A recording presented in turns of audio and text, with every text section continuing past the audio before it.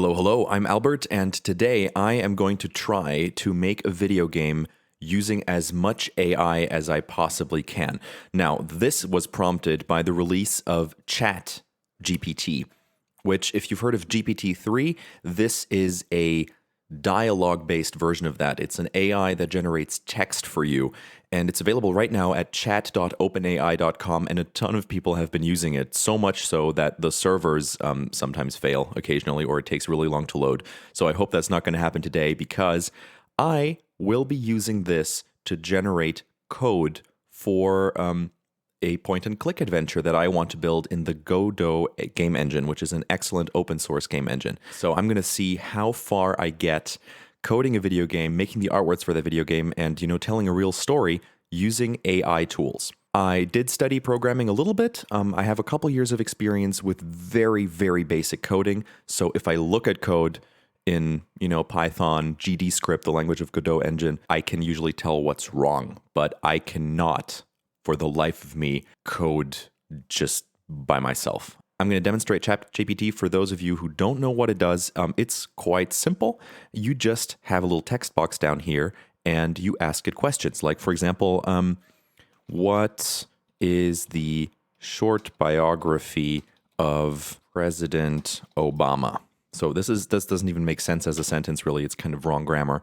But you can see it immediately gives you answers. So you think, okay, great, that's basically Google. But if you look up this text, with high likelihood, it is new. It's not plagiarized from anywhere. This is not Wikipedia it's copying.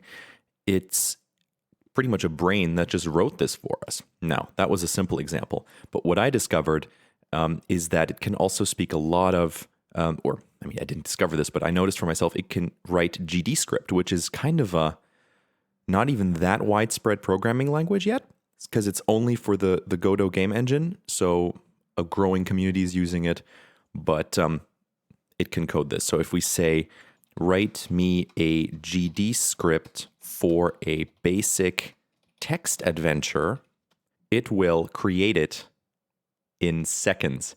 You can see it's creating all the necessary variables. It made a little array with locations. It made us an input where you enter text.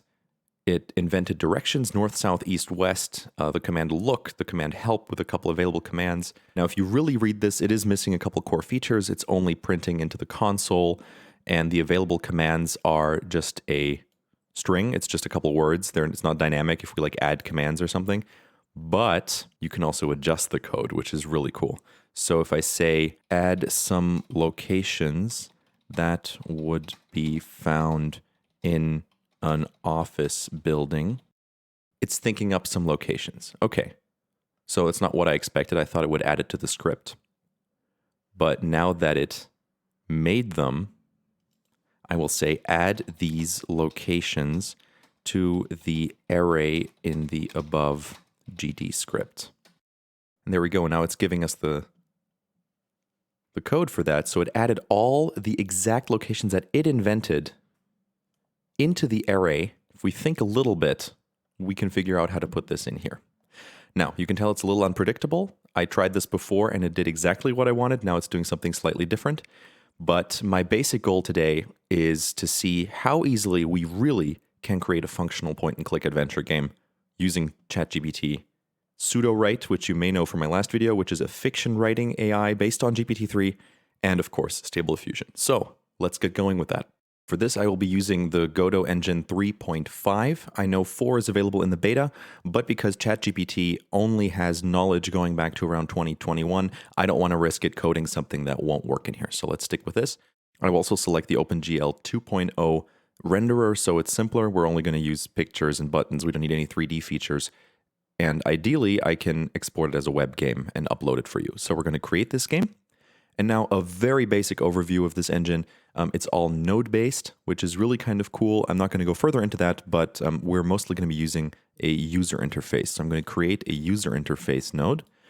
And now let's check out ChatGPT if it can create a good node tree for me to use. Create a node tree for Godot to use in a point-and-click adventure game. So let's just see what it does.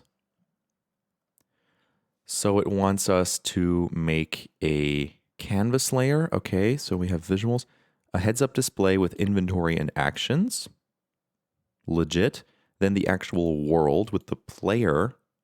We don't really have a player node because that's us. Locations, location 1, objects in those locations. So it wants us to layer the locations on top of each other. So I don't think we need a canvas layer, honestly, but a heads-up display is kind of neat. So I'm just going to make another control node. Now I'm thinking this is going to be pretty simple. So in my inventory, I just kind of want a list of items we have. And under actions, I want actual buttons for the actions. I'm going to get some more GPT help. Give me possible actions to do in a point and click game. So here's where the value really comes in. You can see it knows what a point and click adventure game is. And right, I wanted inspiration for possible action buttons that I can have. Look at an object, of course, I can click on an object to get a closer look at it, and then the game will display a description of the object. Pick up an object, so I can pick it up and put it in my inventory. Use an object, talk to a character, solve a puzzle, explore the environment, save the game, quit the game. Okay, so that's pretty cool. What I want to do, look at an object, of course, I'm going to be clicking on the object and not just pressing a button in the action menu, so maybe that wasn't super smart. To put here in the heads-up display. Solve a puzzle, explore the environment. I could add a little button in the actions that gives me more detail.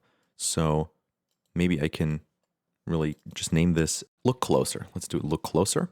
So we get more description and save and quit. I'm going to add those buttons, but let's see if that doesn't expand the scope. I kind of want it to be a short adventure, so. Good, so now of course I don't want this just filling my screen. I'm going to make it small. Okay, and logically we're going to want a lot of space for the image with the location we're at, including objects and stuff, and maybe a little text box down here. Using lorem ipsum as a placeholder is boring. Give me a placeholder text for a point. You are standing in a quaint little village. The cobblestone streets are lined with colorful houses, and the smell of freshly baked bread wafts through the air. I think it misunderstood text adventure and point-and-click adventure game.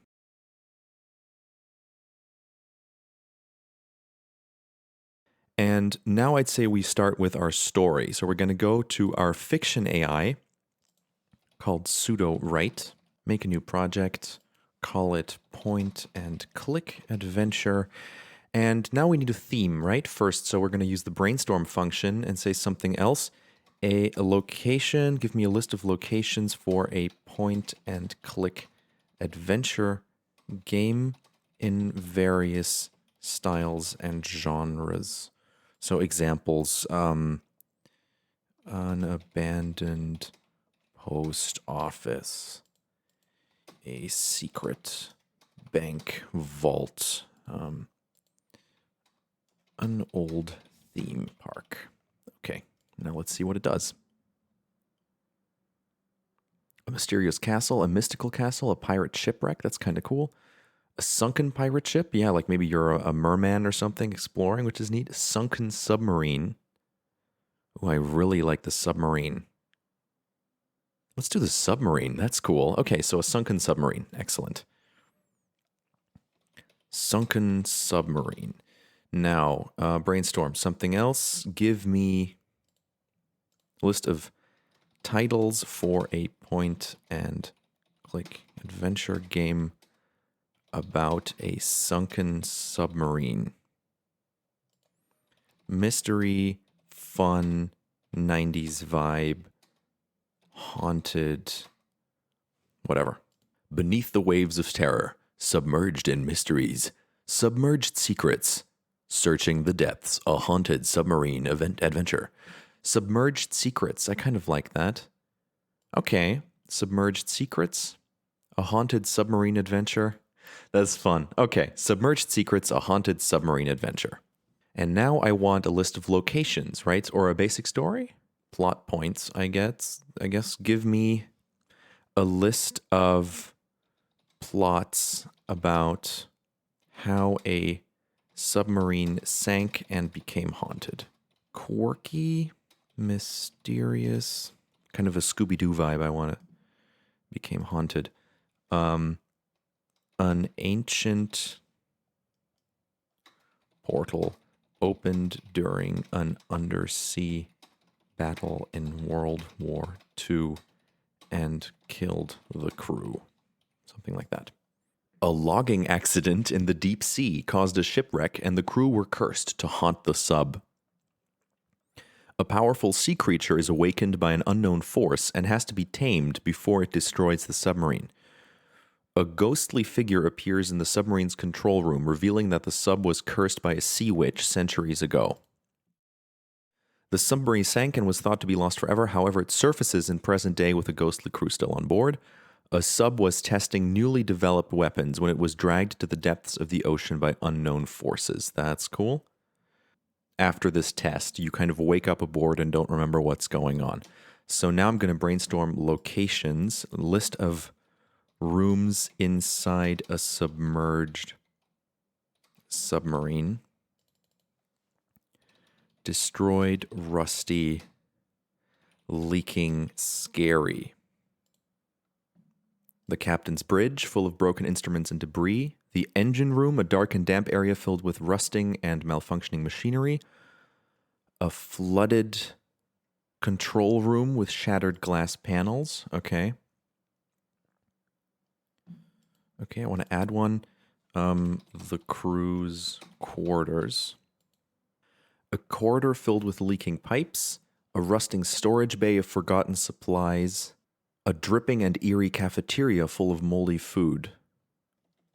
Let's call that the mess. What is a mess hall in a submarine? The wardroom is the mess cabin. Okay. The wardroom.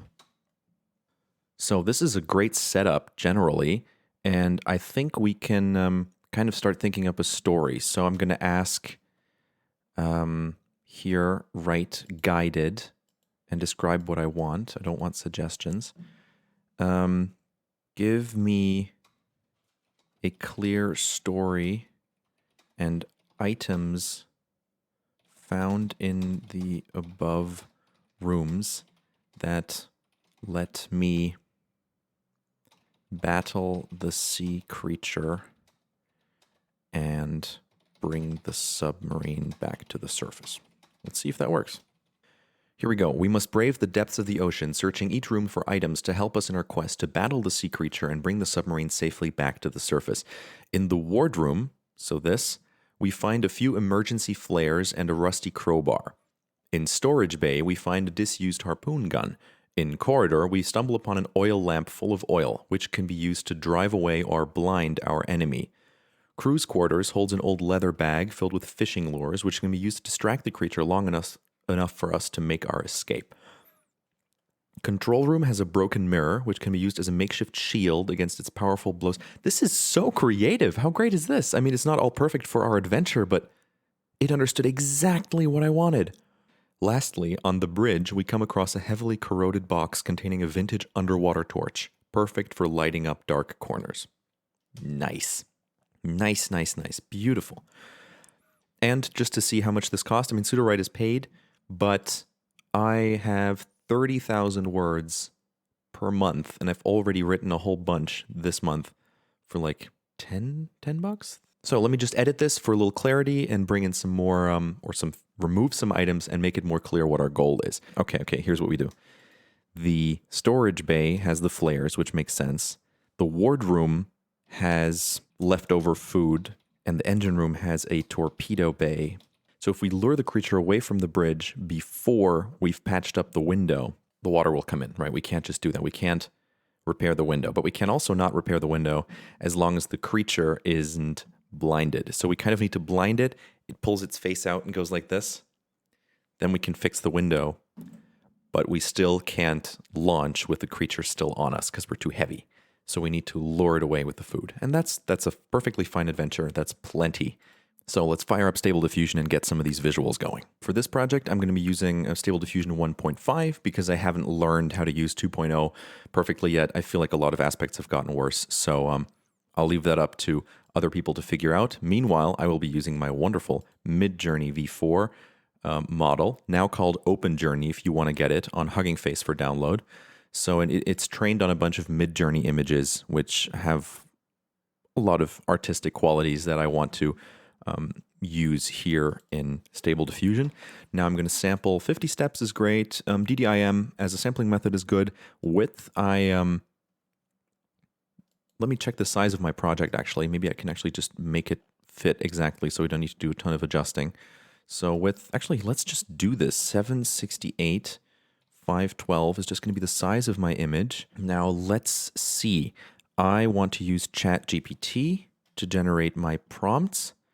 Give me a Stable Diffusion prompt for a creepy video game image illustration. Okay, that's not really a prompt. Let's see. Give me a DALL-E prompt. Maybe you can do DALL-E. So I'm going to describe a creepy video game illustration of crew quarters aboard a submarine. The illustration depicts a dimly lit room with rows of bunk beds and a lone figure sitting on one of them. The face's figure is... Okay. I'm just going to put that in here and see what happens. Honestly, I've never tried prompting like this. Okay, so what's really surprising to me, of course this doesn't look anything like crew quarters, is that describing it like this, just as you would in a book, works with Stable Diffusion, because I've been prompting completely differently, and it did get exactly what it described. There's a row of not bunk beds, but beds, lone figures obscured by shadows, no glowing eyes, but cobwebs, floors littered with debris and trash, seems to be staring at the player. This is really cool, has nothing to do with our things, so I'm just going to prompt the old way, I think.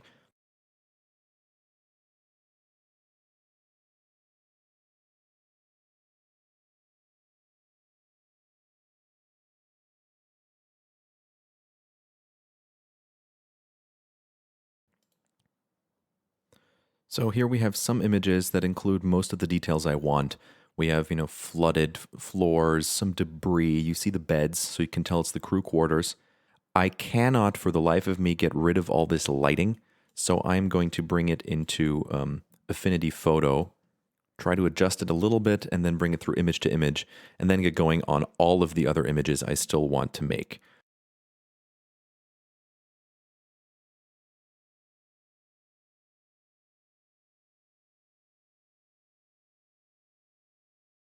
I think this one is good because you can see it's crew quarters. There are several beds and one very clear light source. Now, what I'm also going to try to do is make a version of this that when we have the lamp, it's no longer there.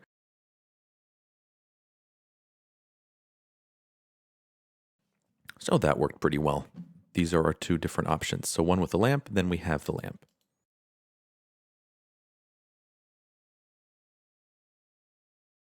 So what I'm looking for here is something with kind of a one box that I can tell apart from the others. And I like this one because it has this one red box here that we can click, which will have the flares inside, right? So it has a flare to blind the creature.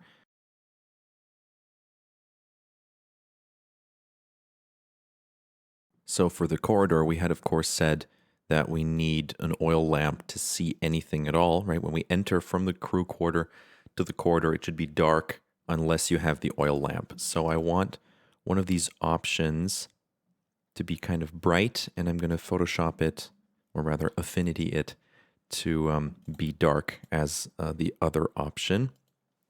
And I don't want it to be so endless. I want there to be a clear door over there.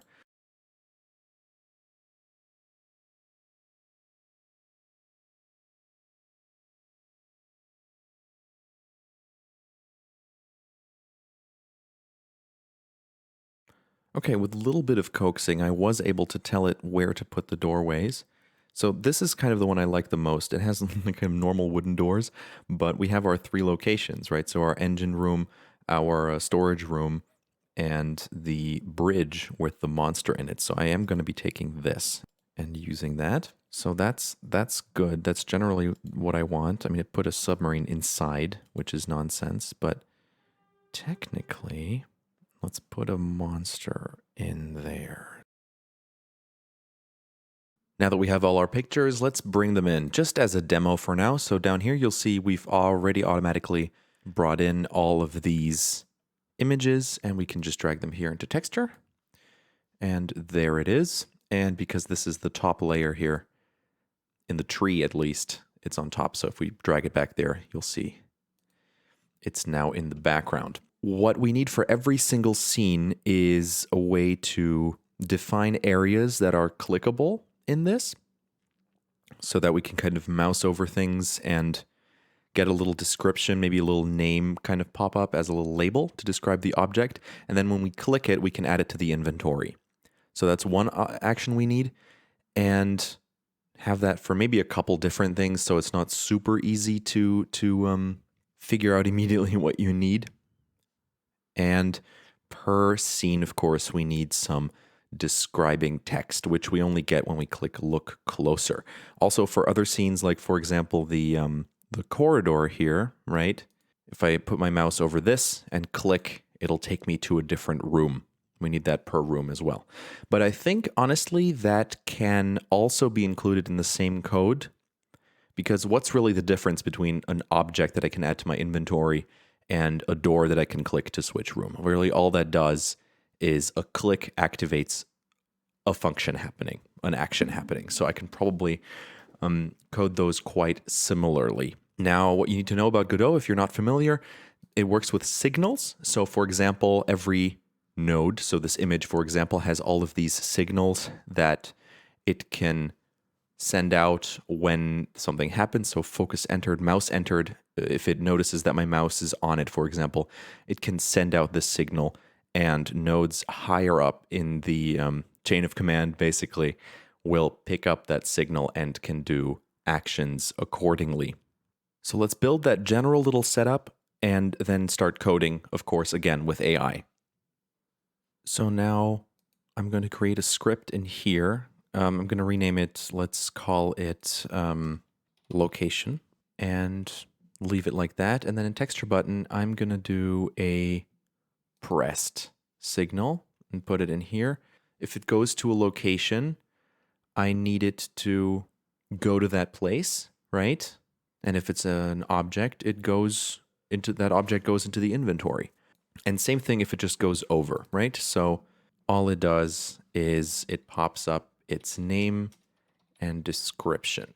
So write me GD script that shows a rich text label by my mouse cursor. The rich text label text is two variables, name and description. Okay, so it made me a variable mouse position. It got the mouse position. It made me a label, rich text label, new. It added the name and description to the label text, put the label right by my mouse position, and added the child to the label. That's really cool. I think that should be mostly correct, actually. So I'm going to do that. And now what I want to figure out is how to load these rooms, because ideally I want to be smart about this. I want it to be easier to make the next game.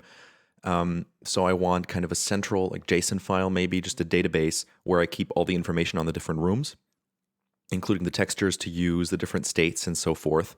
So instead of just doing it all manually and building all these scenes right now and loading them, I want to centrally load them via text file. So let's see if I can, I'm just going to make a Google Sheet and set that up, and then see if I can import it. Let's see if I can get ChatGPT to make me this. Make me a CSV of two rooms called crew quarters and corridor, each with an item, a description 2. Let's see. No, that's weird. No, that didn't work. Okay, nonsense.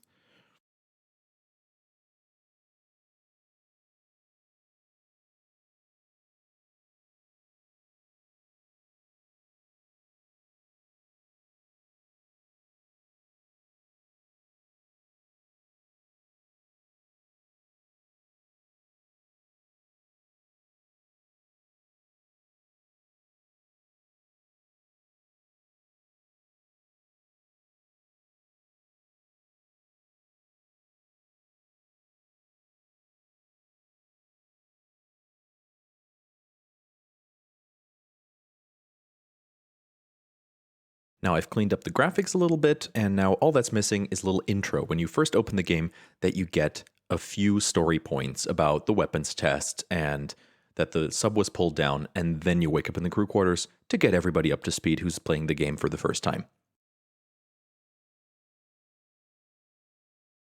And now to design a little logo slash splash screen. So the very first thing you see when you start the game.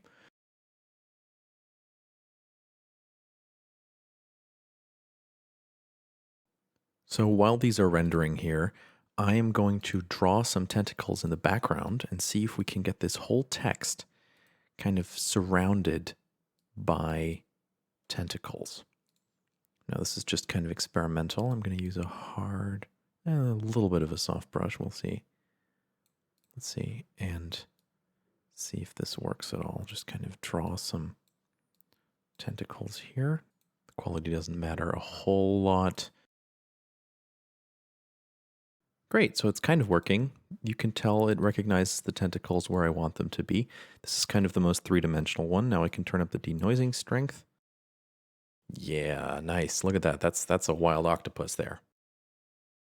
So that's the cool thing about Stable Diffusion. I was really not expecting stuff like this to happen, but there are some that are really neat. Like this one, this has good space for the text still. Like if I put that behind the text, it's really kind of neat. Maybe I can cut out this one tentacle here and bring that to the front and now run this whole thing through Stable. Let's see, movie title screen? Movie titles, poster, video game menu. Let's see what happens if I just try that at like 0.5. Just curious. Nice. Yeah, let me remove this subtitle. That's too small for it, but everything else I'm going to do with this method. Now let's try and play the game together and see if everything worked out. If you don't want to be spoilered by me going through this game myself now, you can play it yourself at this link that's on screen right now. And otherwise, let's get into it. So here we have our splash screen with the titles and everything. We can click to start. And here we have our basic story introduction. Thursday, May 15th, 1943, 0800 hours. The ESS 242 Leviathan was deployed for weapons testing when the operation was interrupted by a hostile, unidentified aquatic entity. Click to continue. It was observed to be of a massive size and with several appendages, consistent with reports of unknown species living at extreme depths. The entity appeared to have been negatively impacted by the test and responded aggressively, pulling the Leviathan downwards into the depths. Retrieval of the Leviathan is unlikely. The survival of any crew members aboard is impossible. Now we fade into our wonderful crew quarters. Little bug there. Luxurious double bed here. Half a single bed, apparently just a pillow, but that's AI for you. We have our room descriptions here. We have our buttons. Can take an oil lamp, go to the corridor. It switches the location, and it's pitch black. So if I click for a hint here, it's going to tell us it's too dark to see anything. Then that text is going to disappear, go back to the description after a couple seconds. Have our inventory up here. So let's go back to the crew quarters and pick up our oil lamp. Light goes out, we can go to the corridor and use the oil lamp. And now everything lights up. We can see our different rooms. We could go to the wardroom, for example, the kitchen, take some leftovers. They actually disappear from the floor there. We could go to the bridge, see the tentacle monster here, check out the torpedo bay, which is really flooded. And for example, take the toolkit here. And now let's say I want to use the toolkit, right? Repair the window. Nope, it tells us that doesn't make sense to use here, or maybe not yet. So I want a hint, right? Well, we can't approach the window because the squid is watching. So how do we get rid of the squid there? Maybe we get some flares. Took the box of flares, fair warning, these could hurt your eyes, right? Big hint there. So we go to the bridge and use the flares. Pow. The squid closes its eye and takes the tentacle out of the window, which is now leaking. So, of course, we want to be quick and fix it. Excellent. So the window is now shut, but we're still not really moving. And so the description tells us we're still too heavy. I want a hint. The squid is still wrapped around the sub. How do we lose the squid? Well, I could put the leftovers in the torpedo, stuff the food in the torpedo tube, and now we have a little fire button here. So if I click that, the torpedo tube empties. And now if I go back to the bridge, the squid is gone. And it says, you're free. The sub is going home. And we fade out. And there we go. I used AI as much. It has a full story. That part of it worked really well. Pseudo-Write gave us some excellent ideas. ChatGPT gave us some great locations to use as well, or I don't remember what did what, but we got good storytelling out of it and all the items we need to complete the story. Used some light human adjustment, but it definitely made sense and helped a ton picking out the location and making it make sense. The coding part of it was a big problem. I assume in part that it was due to the fact that ChatGPT didn't really understand GTScript all that well. It must have mistaken it for a different language or didn't have enough in its data set to truly help me code in Godot. So I ended up coding a whole bunch myself, and the structure was a mess. So me not being a professional programmer, I had a really hard time structuring this. I spent like 2 days on this game, which is definitely too long to claim that AI really helped me code it. So I'd say coding was essentially done by me, storytelling by the AI, and of course the images by the AI with my prompting and editing. So definitely check out ChatGPT. It's available at chat.openai.com. You can log in with your OpenAI account or join the waitlist to try it out. I'm sure it's better at other programming languages, and if you know a little bit more about programming than I do, maybe you can get it to code better than I did. Otherwise, if you want to know more detail about what I did with the images, for example, check out all my other tutorials. I have a whole YouTube channel full of much more in-depth tutorials about generating images in particular. Like and subscribe to this channel if you enjoyed today's video. There's loads more where that came from. And if you want to see anything in particular, feel free to comment below. I'm super responsive and I look forward to your thoughts. I'm Albert Bozizon, and I hope you have fun with Stable Diffusion and GPT.